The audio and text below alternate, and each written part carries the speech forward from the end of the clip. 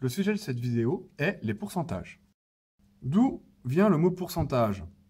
Nous allons prendre un exemple. 20%.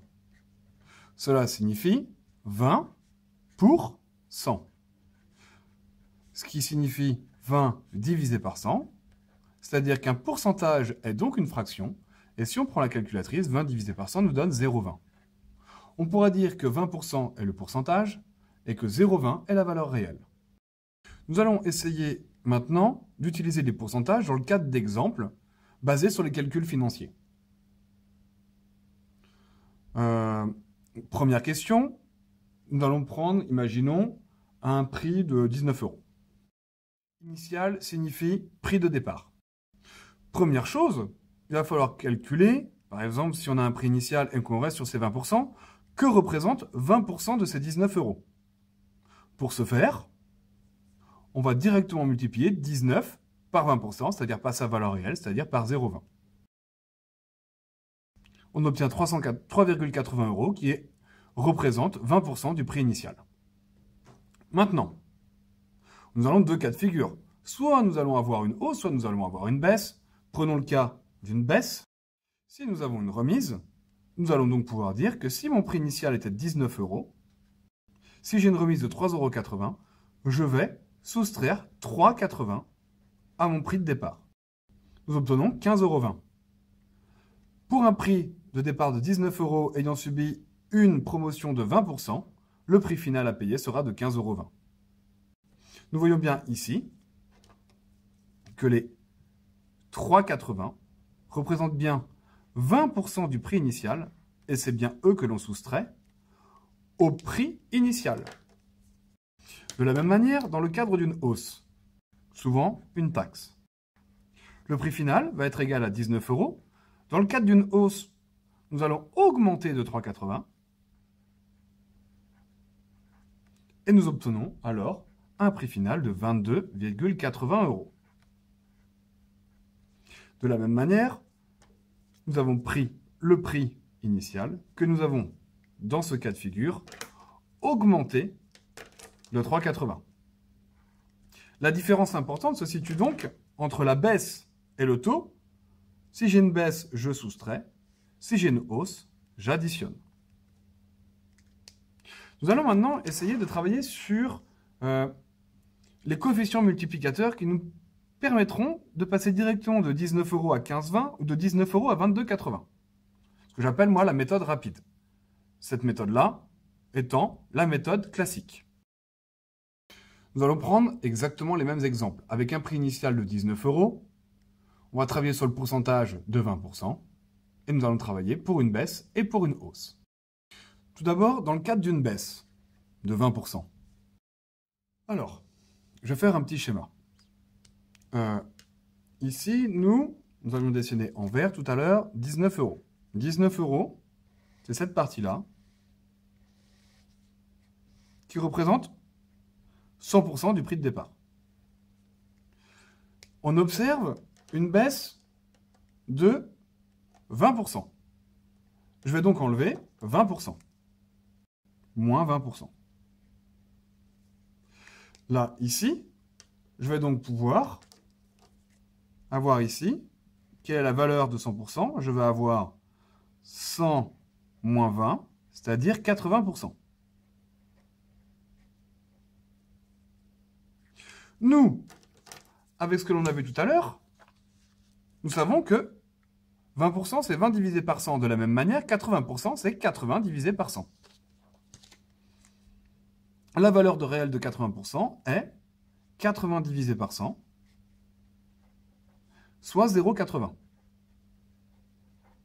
0,80 est appelé le coefficient multiplicateur. Et nous allons donc directement utiliser ce coefficient multiplicateur par rapport au prix initial pour obtenir le prix final.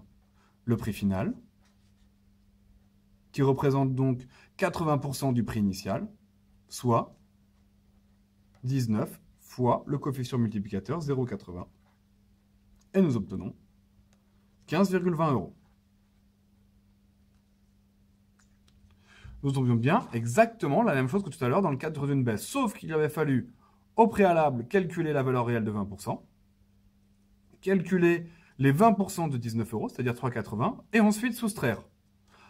Alors que dans la méthode dite rapide, on cherche directement le coefficient multiplicateur qu'on peut très facilement faire de tête en faisant 100 moins 20, c'est-à-dire 80, donc soit 0,80. Et on multiplie ce coefficient multiplicateur par le prix initial. On obtient bien exactement le même résultat. Maintenant, dans le cadre d'une hausse de 20%, nous avons bien la même chose, les 19 euros représentent 100% du prix de départ. Maintenant, nous observons une hausse de 20%, j'ajoute donc 20%, et le prix final représente donc 100 plus 20, soit 120% du prix initial. On va donc pouvoir calculer le coefficient multiplicateur comme tout à l'heure. C'est 120 divisé par 100, soit 1,20. Le coefficient multiplicateur dans le cadre de cette hausse est donc de 1,20. Pour calculer le prix final, c'est exactement la même manière. Nous allons prendre le prix initial que nous allons multiplier par le coefficient multiplicateur. Et nous voyons bien que nous obtenons exactement la même chose que tout à l'heure, c'est-à-dire 22,80 dans le cadre d'une hausse et 15,20 dans le cadre d'une remise. 15,20 dans le cadre d'une baisse, c'est-à-dire une remise, et 22,80 dans le cadre d'une hausse. De la même manière, la différence se trouve encore au niveau du coefficient multiplicateur, où là, nous allons soustraire dans le cadre d'une baisse, et nous allons additionner, c'est-à-dire augmenter dans le cadre d'une hausse. Ces deux méthodes, c'est bien beau. Maintenant, ce qu'il va falloir, c'est essayer de les appliquer au monde professionnel dans le cadre d'une facture. Prenons un prix initial de 20 euros, et nous allons effectuer d'abord une remise de 5%. Donc, dans le cadre d'une facture, ce serait écrit comme ça. Nous avons d'abord le prix brut, brut qui signifie avant remise, hors taxe car nous n'avons pas ajouté les taxes, et on a dit qu'il était à 20 euros. Nous observons une remise de 5%, nous effectuons une remise de 5% sur ces 20 euros, et nous obtenons le total net car la remise sera effectuée, mais toujours hors taxe car il n'est pas taxé. Avant de commencer, moi ce que j'aime bien faire, c'est toujours cacher cette partie-là, et juste travailler avec ça, et mettre les coefficients. 5%, ça veut dire pour passer directement du total brut à la remise, je vais multiplier par la valeur réelle de 5%, c'est-à-dire 0,05. Comment ai-je obtenu ces 0,05? J'ai fait 5 divisé par 100, et j'ai obtenu 0,05. C'est la valeur réelle des 5%. Ensuite, il y a un coefficient qui me permet de passer directement du début à la fin. Et lui, le coefficient multiplicateur, c'est ce que l'on a calculé tout à l'heure. Ici, j'ai une hausse de 5%, une baisse de 5%. Ça veut dire que j'ai 100% moins 5%. C'est donc 95%. 95%, c'est 95 divisé par 100, c'est-à-dire 0,95. Comment vais-je maintenant procéder? Je vais d'abord calculer ma remise. En faisant 20 fois 0,05, j'obtiens 1 euro. Ensuite, je vais plutôt le faire de manière, on va dire, logique. J'ai une remise de 1 euro sur un prix de 20 euros, je vais faire 20 moins 1, et j'obtiens 19 euros. Mais je peux aussi vérifier, en effectuant le calcul, 20 fois 0,95, et je devrais aussi obtenir 19 euros. J'appelle ça la vérification.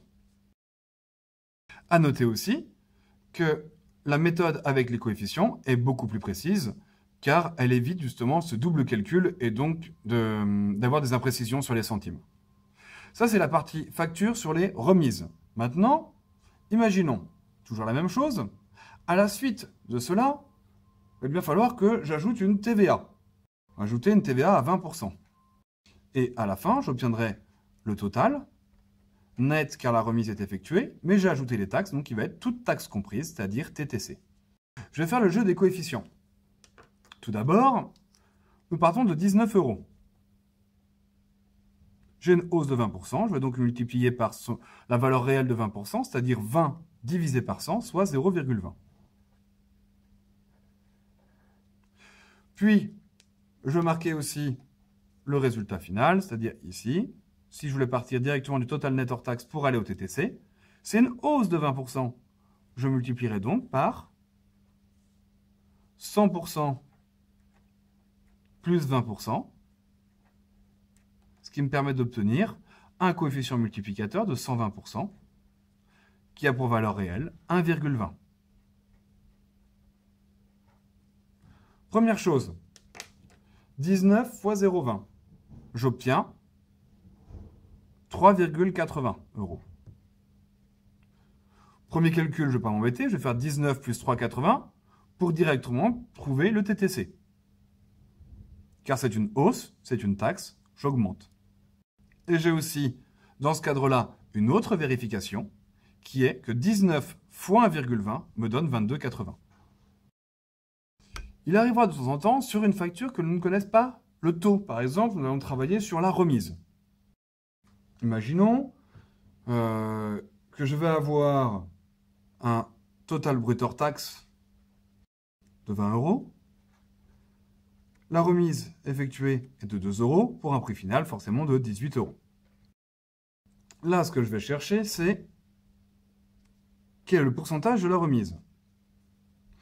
Moi, comme nous avons pu faire auparavant, je vais donc chercher le coefficient ici qui correspond à la valeur réelle du pourcentage. Ça veut dire 20 fois combien égale 2. Je vais l'écrire ici. 20 fois combien égale 2. Nous partons sur le même principe que ce que nous avons vu auparavant, qui est le calcul en bloc. Je souligne mes blocs. J'entoure l'inconnu recherché. Nous avons un seul bloc avec l'inconnu recherché.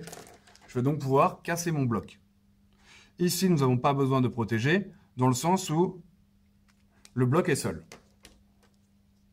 Lorsque je casse mon bloc, le 20, je le prends, je vais le jeter en dessous. On obtient donc que ce que je recherche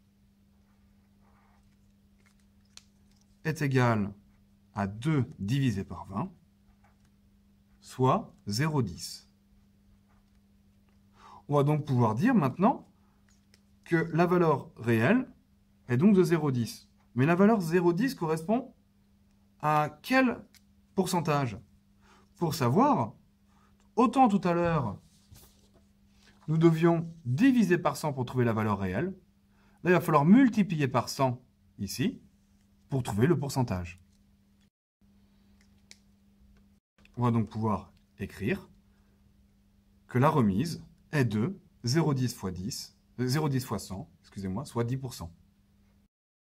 C'est tout pour les pourcentages.